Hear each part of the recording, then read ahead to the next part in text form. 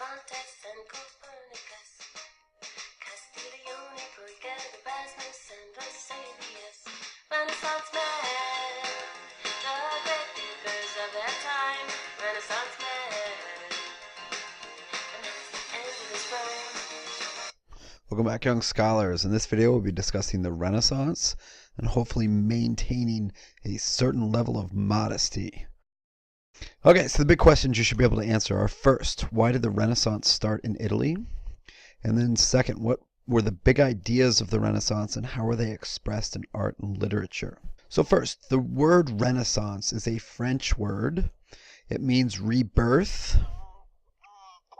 It's really the rebirth of classical Greek and Roman ideas. So go back again to the classical age from 600 BCE into 600 CE. And in Western Europe, again, we talked about the classical Greek city-states and then the Roman Empire. And so the Renaissance is a rebirth of those classical Greek and Roman ideas following the disorder and disunity of the Middle Ages.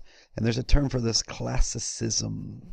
And so the classic narrative of European history is that, Europe had it going on in the classical age with the Greeks and the Romans, and then there was this 1,000-year period where things were bad, and it was known as the Dark Ages, although as we know, that's kind of an oversimplification. But then you have the rebirth, the Renaissance of those classical Greek and Roman ideas. Now, the problem with this argument is that it suggests by talking about a rebirth that at some point that those classical Greek and Roman ideas were somehow like dead, disappeared, when, as we know, many of those ideas just moved from Greece, from Rome, to places like the Arab world in period 3, or Constantinople in the Byzantine Empire, what was left of the Eastern Roman Empire. And eventually they're going to make their way back to Western Europe during period 4 and lead to this Renaissance or rebirth. And you can see this in art, for example, with sculptures like this one, the Venus de Milo, a classical Greek sculpture. Here we can see the Renaissance, David by Michelangelo. And so we can see again some similarities there in terms of realism, right? When you think about Greek art and Greek sculpture, the way in which they incorporated folds into the clothes of their subjects so that it looked like the subjects were actually moving, and again, make it as realistic as possible. You see it in the subject matter of art. So pieces like this, School of Athens by Raphael, has images of Aristotle and Plato and Socrates and Pythagoras. So the subject matter is oftentimes derived from either Greek or the Roman Empire. Architecture, very similar. We see domed architecture. Remember, we first were focusing on domed architecture in the Roman Empire, and also these columns here. So this is Renaissance architecture, but it's based again on classical Greek and Roman styles. The Renaissance begins in Italy, but Italy is not a country at this point. It's just a collection of city-states like Rome and Florence and Venice and Genoa. And it slowly kind of spreads north, eventually making its way to places like the Netherlands and northern France and England. And so we'll talk about some famous writers, for example, like Shakespeare, who was from England, that was part of a later northern Renaissance. So we can divide the Renaissance up into like the early Italian Renaissance and the later northern Renaissance. So why did the Renaissance start in the Italian city-states? Well, there were a number of reasons. First, Italian city-states had become wealthy through taxation, especially of Mediterranean sea trade. Cities like Florence and Venice became incredibly well off. In period 4, states were growing more effective at taxing. So they would establish systems like tax farming. What tax farming means is that instead of the state having to go out and appoint bureaucrats to engage in collecting taxes, because no one likes to pay their taxes, instead they would contract with private individuals to guarantee and give them the exclusive right to collect taxes within a certain region, and tax farmers would then get to keep a certain cut or percentage of the taxes that they collected. So they had some incentive to want to collect the taxes as vigorously as possible. So states grew very wealthy, like Venice, like Florence. This is the image showing the Duomo of Florence, the major cathedral that was built there. So with this more efficient tax collection, as states grew wealthier, they were able to build larger, more monumental and grand architecture like this particular cathedral in Florence. Now, a second reason why Italy was because in addition to the states growing wealthier, you had merchants growing wealthier. And in period 4, when merchants wanted to show off their wealth, they didn't have cars they could buy, but increasingly people were turning to art as a way of showing off their wealth. And this is known as patronage. So these wealthy Italian merchants would be patrons of the arts and architecture and even scholarship in some cases. So an example of this was the Medici family from Florence. They were supporting artists like Michelangelo and Leonardo da Vinci.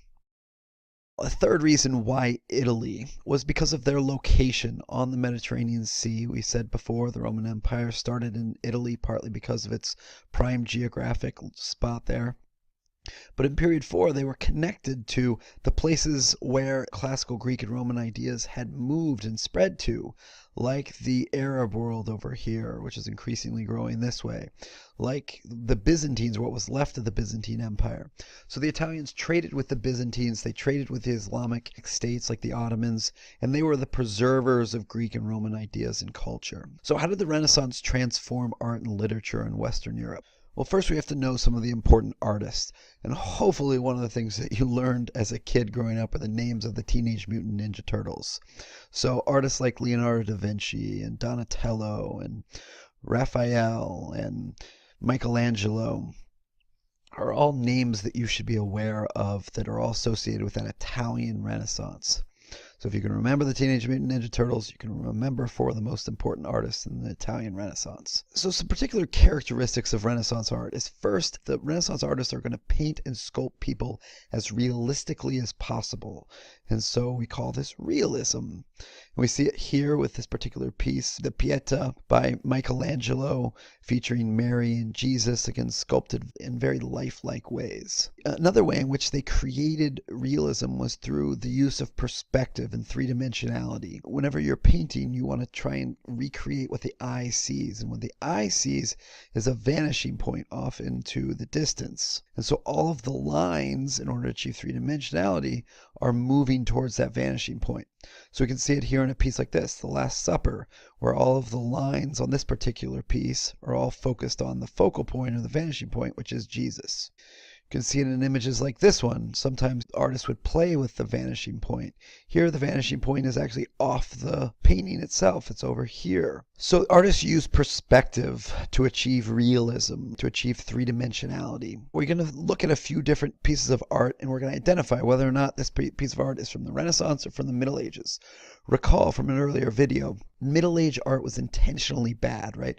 The church had so much power in period 3 that they were demanding that artists didn't make their paintings, their art too beautiful because they worried that people would worship the image and not the ideals that the image represented. And so we're going to do a quick little test here. Is this Renaissance or Middle Age? This is Renaissance. You can see, again, the lines of perspective. You can see Roman architecture with the dome and the arches. So that's Renaissance. Here we see a good example of Middle Age art.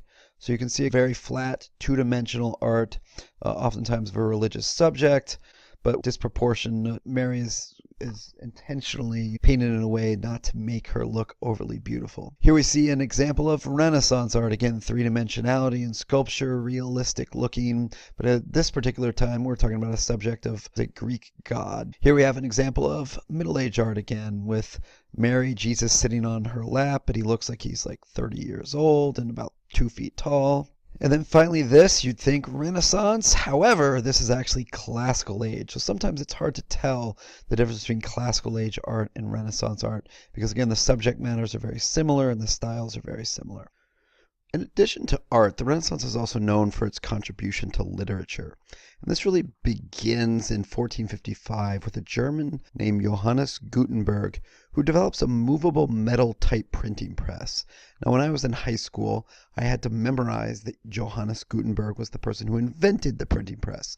But in actuality, the printing press, as you recall from an earlier video, was invented in China, but that was a movable wooden type printing press. And it took essentially 500 years for that first printing press design to make it across the Silk Road over into Europe and eventually be elevated by Johannes Gutenberg, who turned it into a movable metal type printing press. Now, one of the things I always find really fascinating about the printing press is the way in which they kept and maintained letters on different shelves. And so for letters like these uppercase letters, they were kept in the upper cases, versus the lowercase letters were kept in the lower cases. And that's where those terms upper and lowercase come from. If you're going to make a copy of a book, let's say the Bible, and you only want to make one copy, which one is it faster to do? Is it faster to handwrite the Bible, or is it faster to put together the printed copy of a Bible?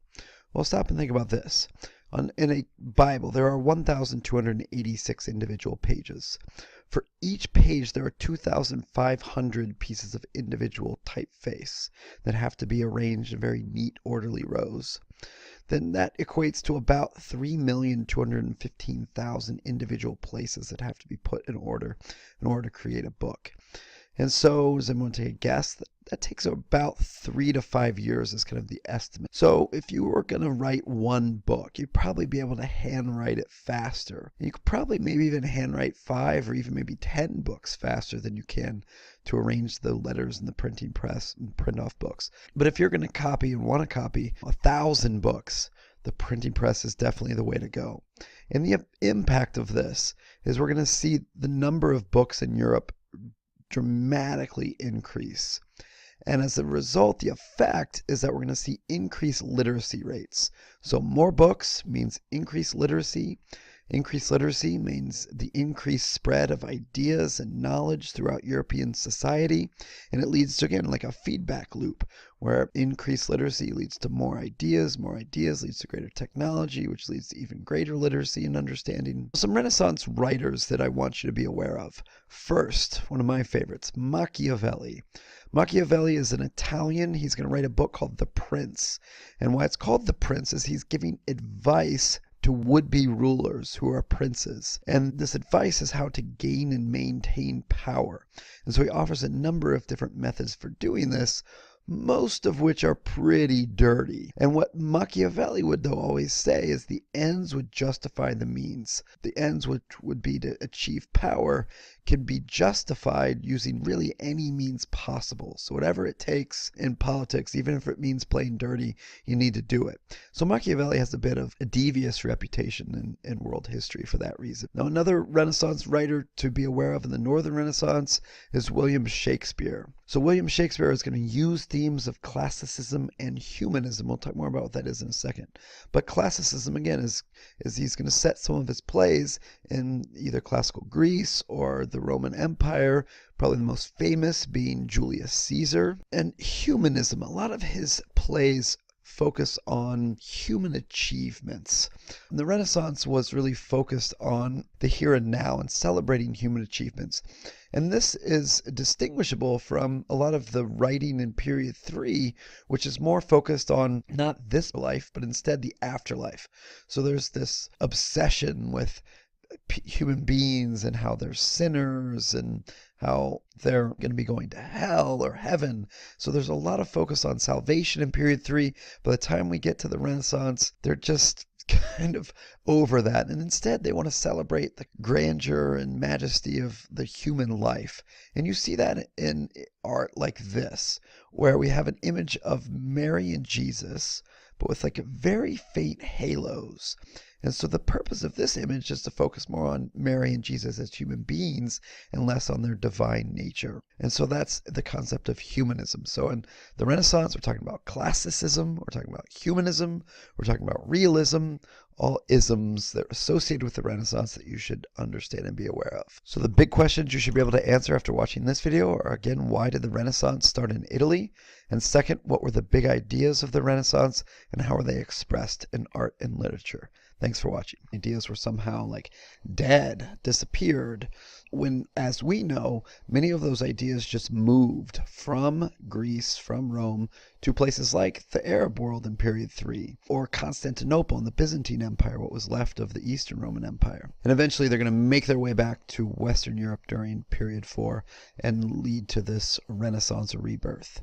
And you can see this in art, is that, you know, Europe had it going on in the classical age with the Greeks and the Romans, and then there was this 1,000-year period where things were bad and it was known as the Dark Ages, although as we know, that's kind of an oversimplification. But then you have the rebirth, the Renaissance of those classical Greek and Roman ideas.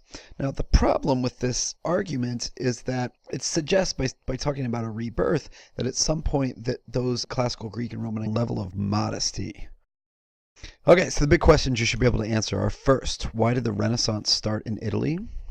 And then second, what were the big ideas of the Renaissance and how were they expressed in art and literature? So first, the word Renaissance is a French word. It means rebirth. It's really the rebirth of classical Greek and Roman ideas. So go back again to the classical age from 600 BCE into 600 CE.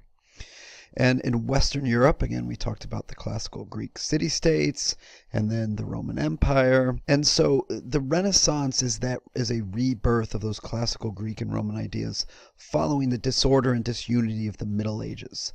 And there's a term for this: classicism. And so the classic narrative of European history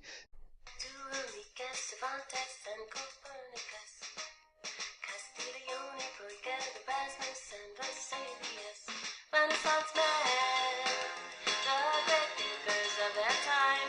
Renaissance men, and that's the end of his rhyme. Welcome back, young scholars. In this video, we'll be discussing the Renaissance and hopefully maintaining a certain